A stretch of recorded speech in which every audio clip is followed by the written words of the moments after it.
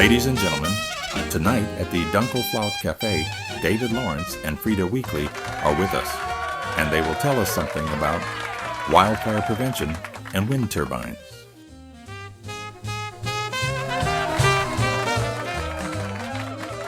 Okay, so today we're diving into something pretty interesting, huh? Wind turbines and firefighting. You wouldn't think those two go together, right? Yeah, not exactly two things that naturally spring to mind, right? But we found this document that really got us thinking. Mm-hmm. It's called, let me get it right, Firefighting Effectiveness and Wind Turbines.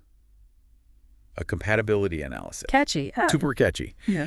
And it specifically focuses on the challenges they're facing in Sardinia.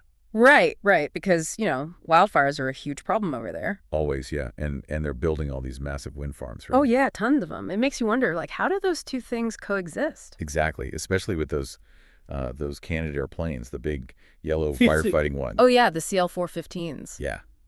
Those things are awesome. But can you imagine trying to maneuver one of those around a giant wind turbine? Yeah, I can see where that would be a bit of an issue. And this document, it jumps right into that. The first thing it talks about is, well, think about it this way. Those planes drop water from way up high, right? Right. Well, there's this whole thing about vaporization.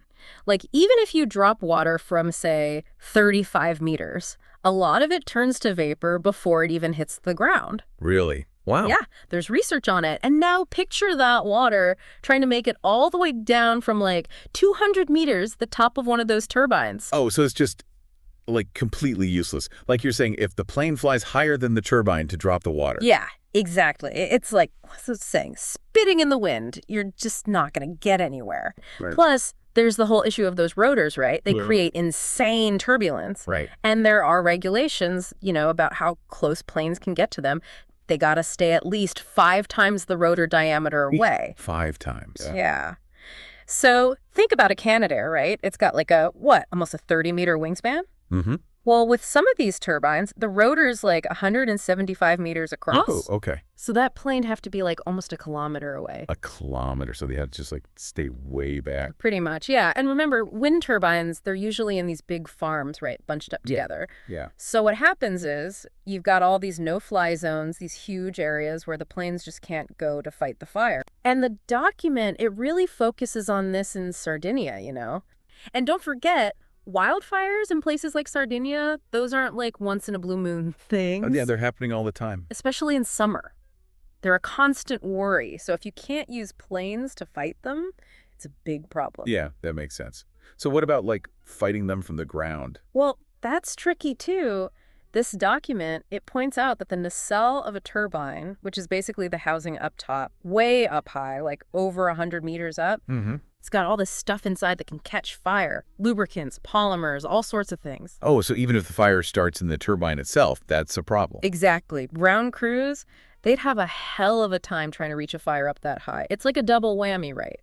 You can't fight the fires around the turbine because of the airspace, and then you can't really fight a fire in the turbine itself from the ground. It's like a lose-lose situation. Pretty much, yeah.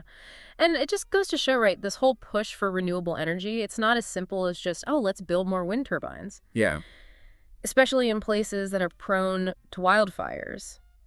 Yeah, it's making me think we really should be thinking about these things now before things get even more out of hand. Absolutely. Well, this has been a fascinating and slightly terrifying deep dive. Yeah, it definitely gives you something to think about. Thanks for taking us through it. No problem. Glad to be here. And to all our listeners out there, keep those questions coming.